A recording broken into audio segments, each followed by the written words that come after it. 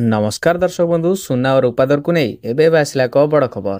यदि आपण मैंने सुना किंबा रूपा किणवा चाहते तेरे यही खबरटी आपण मानी गुरुत्वपूर्ण अटे से भिडियोटी को शेष जाए देखा सहित आम चैनल नुआ थे सब्सक्राइब कर पाखर घंटी चिन्ह को दबाई दिंतु जहाद्वारा ये नुआ नुआ भिडियो आप सर्वप्रथमे देखा पाइपर।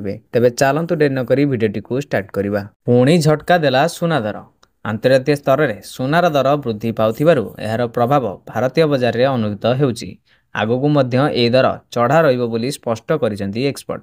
आज भारतीय बजार में 24 कैरेट सुनार मूल्य 99,270 टंका रही। सेहीपरि 22 कैरेट सुनार मूल्य 90,900 टंका छुईंछि। सेहीपरि राजधानी भुवनेश्वर में 24 कैरेट सुनार मूल्य 10 ग्राम पिछा 99,170 टंका रही बेले 22 कैरेट सुनार मूल्य 10 ग्राम पिछा 90,900 टंका रही। सेहीभଳି मुंबई रे 24 कैरेट सुनार मूल्य 10 ग्राम पिछा 99,170 टंका रही बेले 22 कैरेट सुनार मूल्य 90,900 टंका रही।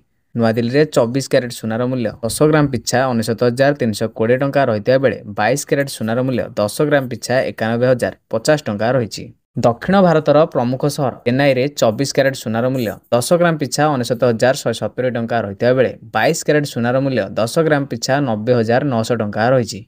पूर्व भारतर प्रमुख सहर कोलकाता रे यथाक्रमे 24 कैरेट सुनार मूल्य 10 ग्राम पिछा 99,170 टंका रही बेले 22 कैरेट सुनार मूल्य 10 ग्राम पिछा 90,900 टंका रही।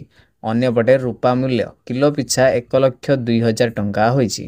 तेबे दर्शक बंधु यह संपूर्ण अपडेट जहाँ आपण मैंने भिडियो जानवा पाइले। भिडियोटी भल लगी गोटे लाइक करदे और आम चैनल नुआ थे सब्सक्राइब कर पाखर घंटी चिन्ह को दबाई देवे।